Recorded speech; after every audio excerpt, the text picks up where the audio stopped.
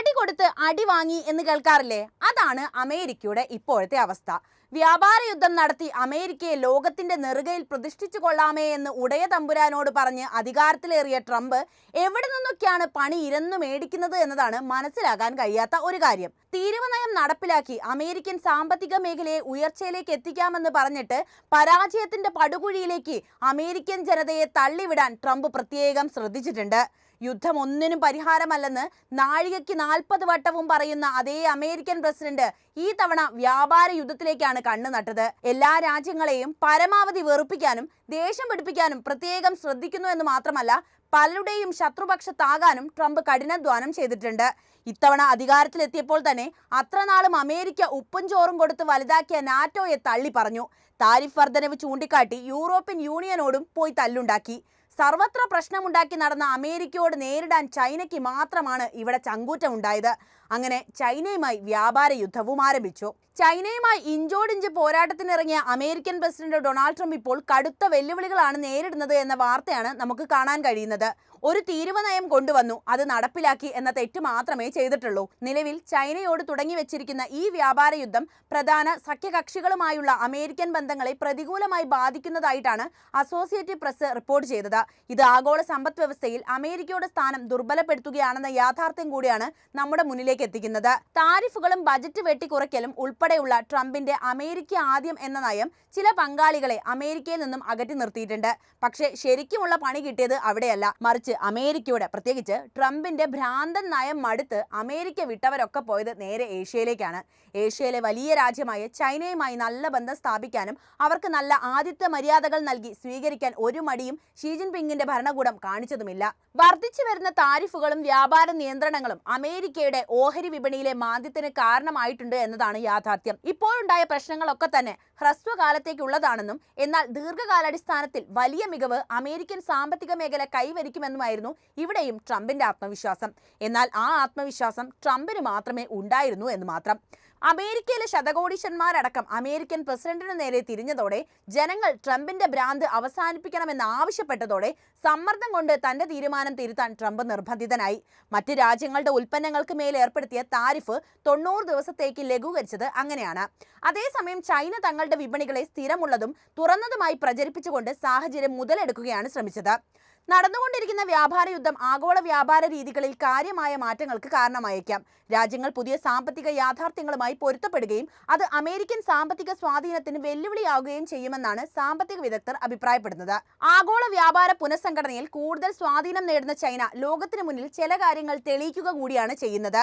അമേരിക്കയാണ് എല്ലാത്തിന്റെയും കേന്ദ്രമെന്നും അമേരിക്കയോട് വിധേയപ്പെട്ടു നിന്നാൽ മാത്രമേ പുരോഗതി കൈവരിക്കാനാകൂ എന്ന പാശ്ചാത്യരുടെ വിശ്വാസങ്ങൾക്ക് മുകളിൽ നിന്നുകൊണ്ടാണ് ചൈന പൊരുതുന്നത്.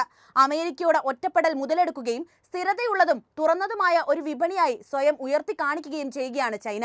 അന്താരാഷ്ട്ര സാഹചര്യങ്ങളിലുള്ള മാറ്റങ്ങൾ കണക്കിലെടുക്കാതെ തങ്ങളുടെ സമ്പദ് വ്യവസ്ഥ ലോകത്തിന് തുറന്നു കൊടുക്കുന്നത് തുടരുമെന്ന് ചൈനീസ് സർക്കാർ ഇതിനോടകം തന്നെ പ്രഖ്യാപിച്ചു കഴിഞ്ഞു. മാത്രവുമല്ല, അമേരിക്കയുടെ ആധിപത്യത്തിനെതിരെ ശക്തിപ്പെടാൻ അമേരിക്കൻ തീരുവകൾ നേരിടുന്ന രാജ്യങ്ങളെ ഒന്നാകെ ചൈന അണിനിരത്തുന്നതും അമേരിക്കയ്ക്ക് കിട്ടിയ മറ്റൊരു പണിയാണ്.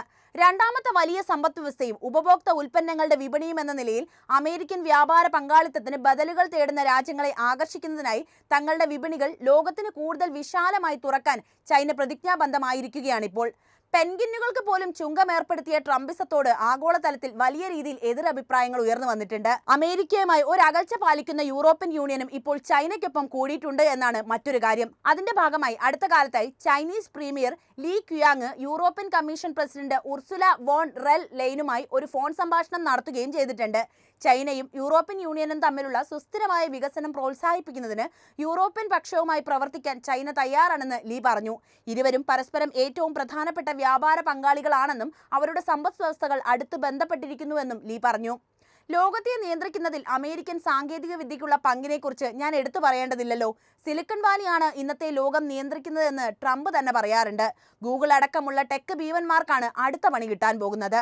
വർദ്ധിച്ചു വരുന്ന വ്യാപാര തർക്കം പരിഹരിക്കുന്നതിൽ അമേരിക്കയുമായുള്ള ചർച്ചകൾ പരാജയപ്പെട്ടു കഴിഞ്ഞാൽ അമേരിക്കയിലെ ടെക് ഭീമന്മാർക്ക് അടിമുടി പണി കൊടുക്കുമെന്ന ഭീഷണിയാണ് പാശ്ചാത്യ രാജ്യങ്ങൾ ഇറക്കിയിരിക്കുന്നത്. മെറ്റ, ഗൂഗിൾ തുടങ്ങിയ പ്രധാന അമേരിക്കൻ ടെക് കമ്പനികൾക്ക് മേൽ മൊത്തത്തിൽ താരിഫ് ചുമത്താൻ യൂറോപ്യൻ യൂണിയൻ തയ്യാറാകണമെന്ന് European commission president Ursula von der Leyen മുന്നറിയിപ്പ് നൽകി കഴിഞ്ഞു. 90 ദിവസത്തേക്ക് കൂടുതൽ താരിഫ് വർധനവ് താൽക്കാലികമായി നിർത്താനുള്ള പ്രസിഡന്റ് ഡൊണാൾഡ് ട്രംപിന്റെ തീരുമാനത്തെ തുടർന്ന് അമേരിക്കയിലേക്കുള്ള യൂറോപ്യൻ യൂണിയന്റെ കയറ്റുമതിക്ക് അദ്ദേഹത്തിന്റെ പുതിയ വ്യാപാര ഭരണത്തിന് കീഴിൽ ആസൂത്രണം ചെയ്ത 20% പകരം 10% അടിസ്ഥാന ഇറക്കുമതി തീരുവ നേരിടേണ്ടതായി വരും. എന്നാൽ കൂടുതൽ ചർച്ചകൾ നടക്കുന്നതിനാൽ പ്രതിരോധ നടപടികൾ താൽക്കാലികമായി നിർത്തിവെക്കുമെന്ന് യൂറോപ്യൻ കമ്മീഷൻ പ്രഖ്യാപിച്ചിട്ടുണ്ട്. അമേരിക്കൻ ഡിജിറ്റൽ സേവന ദാതാക്കളെയും സിലിക്കൺ വാലി ഭീമന്മാരുടെ പരസ്യ വരുമാനത്തെയും ലക്ഷ്യമിട്ട് ഏറ്റവും ശക്തമായ വ്യാപാര നടപടികൾ വിന്യസിക്കാൻ ബ്രസൽസ് തയ്യാറാണെന്ന് ഫിനാൻഷ്യൽ ടൈംസിനോട് സംസാരിച്ച വോൺ ഡെർ ലെയ്ൻ വ്യക്തമാക്കിയിരുന്നു. അമേരിക്കയോടുള്ള പ്രതികാര നടപടികൾ വികസിപ്പിച്ചുകൊണ്ടിരിക്കുകയാണെന്നും അദ്ദേഹം കൂട്ടിച്ചേർത്തു. സാധനങ്ങൾക്ക് പകരം സേവനങ്ങളെ ബാധിക്കുന്നതിനായി EUയുടെ നിർബന്ധിത വിരുദ്ധ സംവിധാനത്തിന്റെ ആദ്യ ഉപഭോഗം ഇതിൽ ഉൾപ്പെടുമെന്നും കൂട്ടിച്ചേർത്തു. പ്രസിഡന്റ് ഡൊണാൾഡ് ട്രംപിന്റെ നയങ്ങളെക്കുറിച്ച് ഉയർന്നുവരുന്ന ആശങ്കകൾ കാരണം ജർമ്മനി ന്യൂയോർക്കിലെ ഫെഡറൽ റിസർവ് ബാങ്കിൽ സൂക്ഷിച്ചിരുന്ന സ്വർണ്ണശേഖരം പിൻവലിക്കുന്നതിനെക്കുറിച്ച് ആലോചിക്കുന്നതായി ന്യൂസ് വീക്സിന്റെ റിപ്പോർട്ട് പുറത്തു വന്നതോടെ മറ്റൊരു ആശങ്ക കൂടി അവിടെ പടരുകയാണ്. അമേരിക്കയുടെ അഹങ്കാരത്തിന്റെ മുകളിൽ കയറി ജർമ്മനി നൃത്തം ചെയ്യുന്നു എന്നാണ് നമ്മൾ ഇതിനെ നോക്കിക്കാണുന്നത്. അടുത്ത സർക്കാരിനെ നയിക്കാൻ സാധ്യതയുള്ള രാജ്യത്തെ യാഥാസ്ഥിതിക ക്രിസ്ത്യൻ ഡെമോക്രാറ്റിക് യൂണിയൻ, അതായത് CDU പാർട്ടി, ട്രംപിന്റെ താരിഫുകളും ഒറ്റപ്പെടൽ നിലപാടുകളും കാരണം സ്വർണം തിരിച്ച് രാജ്യത്ത് എത്തിക്കുന്നതിനെക്കുറിച്ചുള്ള ചർച്ചകൾ ആരംഭിച്ചു കഴിഞ്ഞു എന്നാണ് റിപ്പോർട്ടുകൾ പറയുന്നത്. വിദേശ നയം, വ്യാപാര ബന്ധങ്ങൾ, ആഭ്യന്തര രാഷ്ട്രീയം തുടങ്ങിയ അമേരിക്കയിലെ സമീപകാല സംഭവ വികാസങ്ങളാണ് ഇത്തരമൊരു തീരുമാനമെടുക്കാൻ ജർമ്മനിയെ പ്രേരിപ്പിച്ചത് എന്ന കാര്യത്തിൽ ആർക്കും സംശയമൊന്നുമില്ലല്ലോ അല്ലേ? അമേരിക്കൻ പ്രസിഡന്റ് ഡൊണാൾഡ് ട്രംപിന് ഇപ്പോൾ പണിക്ക് മറുപണി കിട്ടിക്കൊണ്ടിരിക്കുന്ന സമയമാണല്ലോ. മറ്റുള്ള രാജ്യങ്ങളെ കടന്നാക്രമിച്ച് അമേരിക്ക ഫസ്റ്റ് എന്ന നയം അവർക്കുമേൽ അടിച്ചേൽപ്പിക്കാൻ ശ്രമിക്കുമ്പോൾ ട്രംപ് പ്രതീക്ഷിച്ചു കാണില്ല ഇന്നത്തെ ലോകം ഒരു രാജ്യത്തെയോ അവരുടെ ആജ്ഞയെയോ അവരുടെ സാധനങ്ങളെയോ മാത്രം ആശ്രയിച്ച് ജീവിക്കുന്ന ഒന്നല്ല എന്നത്. പരസ്പര സഹകരണവും ബഹുമാനവുമാണ് ആഗോള ജനതയ്ക്ക് ആവശ്യം. മറ്റൊരു രാജ്യത്തെ അംഗീകരിക്കാനും അവരുടെ സ്വയം ഭരണാവകാശത്തെ ബഹുമാനിക്കാനും തയ്യാറാകണം. സർവോപരി സഹവർത്തിത്വം സൂക്ഷിക്കണം. അമേരിക്കയുടെ ചെകിട തടിച്ചുകൊണ്ടാണ് ജർമ്മനി പണി കൊടുക്കുന്നത്. ജർമ്മനിയുടെ സ്വർണ്ണശേഖരം സൂക്ഷിക്കുന്നതിന് ന്യൂയോർക്കിലെ ഫെഡറൽ റിസർവ് വിശ്വസനീയമായ ഒരു പങ്കാളിയാണെന്ന് പ്രസ്താവിച്ചുകൊണ്ട് ജർമ്മൻ സെൻട്രൽ ബാങ്ക് പാർട്ടിയുടെ നിർദ്ദേശങ്ങളെ തള്ളിക്കളയുകയും ചെയ്തിട്ടുണ്ട്. എന്നിരുന്നാലും ആഗോള രാഷ്ട്രീയത്തിലും വ്യാപാരത്തിലും അമേരിക്കയുടെ പങ്കിനെക്കുറിച്ച് യൂറോപ്യൻ സഖ്യകക്ഷികൾക്കിടയിൽ വർദ്ധിച്ചു വരുന്ന അസ്വസ്ഥതയാണ് ഇപ്പോൾ ആരംഭിച്ച ഈ ചർച്ച എടുത്തു കാണിക്കുന്നത് എന്നുകൂടി ഞാൻ പറയട്ടെ. യൂറോപ്യൻ യൂണിയനിലെ രാജ്യങ്ങൾ ഇതിനോടകം തന്നെ ടെസ്ലയോടുള്ള തങ്ങളുടെ പ്രിയം കുറച്ചുകൊണ്ട് വന്നിട്ടുണ്ട്. പൊതുവെ വാഹന പ്രേമികളായവർ തന്നെയാണ് ഇപ്പോൾ രാജ്യത്തിന് സ്വൈര്യക്കേട് മാത്രം ഉണ്ടാക്കുന്ന ട്രംപിനോടും അമേരിക്കയോടുമുള്ള വിയോജിപ്പിന്റെ ഭാഗമായി ടെസ്ലയെ തള്ളിക്കളഞ്ഞു തുടങ്ങിയത്. എന്തായാലും കാര്യങ്ങൾ ഇങ്ങനെ തന്നെ മുന്നോട്ട് പോവുകയാണെങ്കിൽ ട്രംപിനെ അധികാര കസേരയിൽ എത്തിച്ച അതേ ഇലോൺ മസ്ക് തന്നെ ട്രംപിനെ വലിച്ച് താഴെയിടേണ്ടതായി വരും. ട്രംപിന്റെ നയം കൊണ്ട് ബിസിനസ് ഡള്ളായി പോയാൽ പുള്ളിക്ക് സഹിക്കുമോ അല്ലേ? അതുമാത്രവുമല്ല, പരസ്പര താരിഫുകൾ ഏർപ്പെടുത്താനുള്ള ട്രംപിന്റെ സമീപകാല തീരുമാനം അമേരിക്കയെ ആഗോള സമ്പദ് വ്യവസ്ഥയിൽ കൂടുതൽ ഒറ്റപ്പെടുത്തുമെന്ന ആശങ്കകളും ഉയർന്നു കഴിഞ്ഞിട്ടുണ്ട്. അമേരിക്കൻ സാമ്പത്തിക ശക്തിയുടെ തകർച്ച ഒരു ബഹുമുഖ പ്രശ്നം തന്നെയാണ്. ഈ പ്രവണതയ്ക്ക് വിവിധ ഘടകങ്ങളും കാരണമാകുന്നു.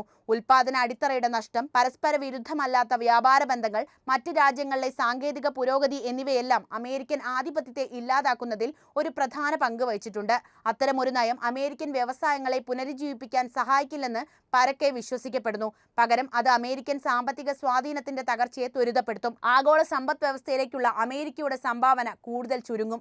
ഒരു സാമ്പത്തിക ശക്തി എന്ന നിലയിലുള്ള അതിന്റെ പദവി പ്രവചനാതീതമായി ദുർബലമാകും. കാര്യങ്ങൾ ഇങ്ങനെയൊക്കെയാണെങ്കിൽ പല്ലുകൊഴിഞ്ഞ സിംഹത്തെ പോലെ ഒരു മൂലയിൽ അമേരിക്കയും അതുപോലെ തന്നെ അമേരിക്കൻ പ്രസിഡന്റ് ട്രംപിനും സ്ഥാനമുറപ്പിക്കാമല്ലേ?